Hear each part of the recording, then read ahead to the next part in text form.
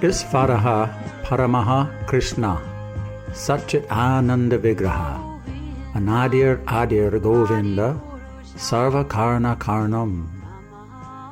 Krishna, who is known as Govinda, is the Supreme Godhead.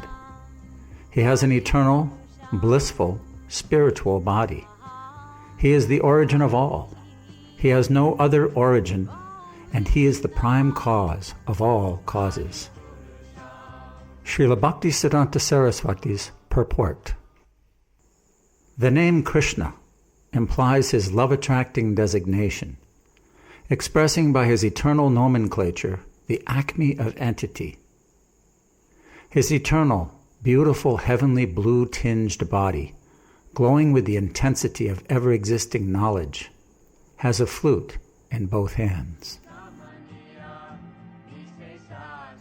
The spiritual place of Krishna's transcendental pastimes is portrayed in the second verse. The super-excellent station of Krishna, known as Gokul, has thousands of petals and a corolla like that of a lotus flower, sprouted from a part of his infinitary aspect. The whirl of the leaves being the actual abode of Krishna. The whirl of that transcendental lotus is the realm wherein dwells Krishna. It is a hexagonal figure, the abode of the indwelling, predominated, and predominating aspect of the Absolute.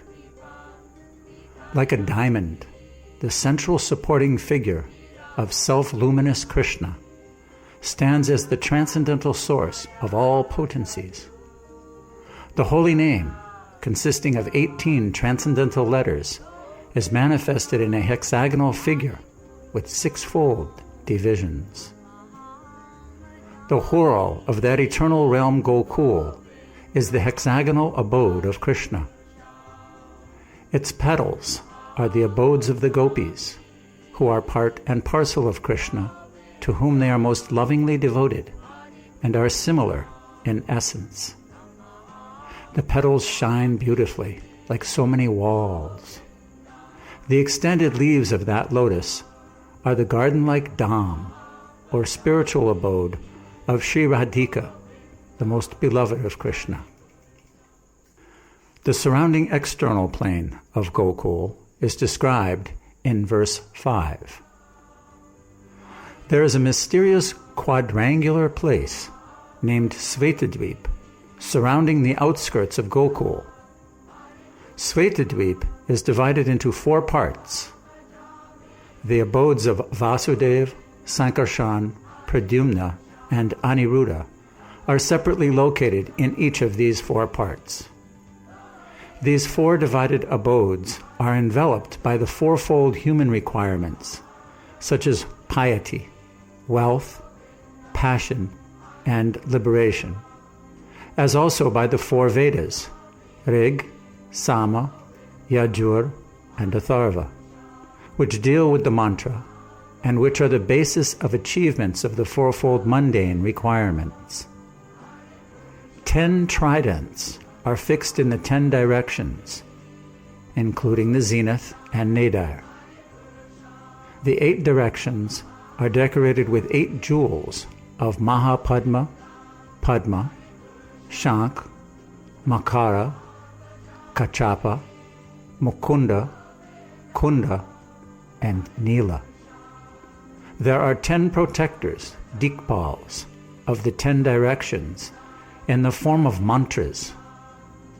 The associates of the hues of blue, yellow, red, and white, and extraordinary potencies, bearing the names like Bimala, etc., shine on all sides.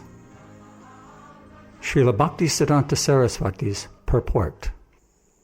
There are 10 tridents in 10 directions to prevent and disappoint those who are aspiring to enter Goloka through meditations without the grace of Krishna. Self-conceited people who try to reach this region through the paths of yoga and gyan are baffled in their attempts, being pierced by these 10 tridents. It is only the divine selves of Godhead, the propounders of divine dispensations for the different ages, who are always forward there to favor the approaching devotees who seek entry into the realm of Goloka through the channel of pure devotional love. These divine forms of Godhead are surrounded with attendants of their respective natures. Svetadvip in Goloka is their abode. Hence, Srila Thakur Vrindavan, the manifest Vyas of Chaitanya Lila, has described the village of Navadvip as bearing the name of Svetadvip. In this Svetadvip, the concluding portions of the pastimes of Gokul exist eternally. In this way, the region of Navadvip, Braj, and the realm of Goloka are one and the same indivisible entity. The difference only lies in the manifestations of the infinite variety of sentiments, corresponding to the diverse nature of their devotional love. There is in this a most hidden principle, which only the greatest souls who are possessed of the highest transcendental love are enabled to realize by the direct grace of Krishna. Devotees who are imbued with all love and who walk in the footsteps of the spiritual maids of Braj alone attain to the realm of Goloka. The different locations of devotees in Goloka, according to their respective differences in the nature of their ras, are settled by the inconceivable power of Krishna. Pure devotees following the devotees of Braj, and those following the pure devotees of Navadvip, are located in the realm of Krishna and Gaur, respectively.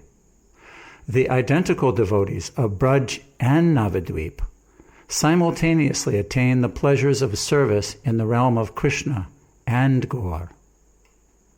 The gist of the matter is this: Goloka, as Svetadvip, is eternally manifest because certain pleasures of ras could not be had in their entirety in the pastimes of Krishna and Braj.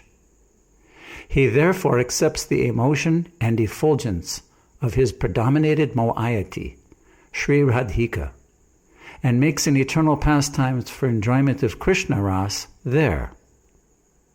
Sri Krishna Chandra, coveting to taste the following pleasures: 1. The love of Sri Radha. 2. The wonderful sweetness of his love, of which Sri Radhika has got the taste. And 3. The exquisite joy that accrues to Sri Radha by her realization of the sweetness of his love, took birth like the moon in the ocean of the womb of Sri Sachi Devi.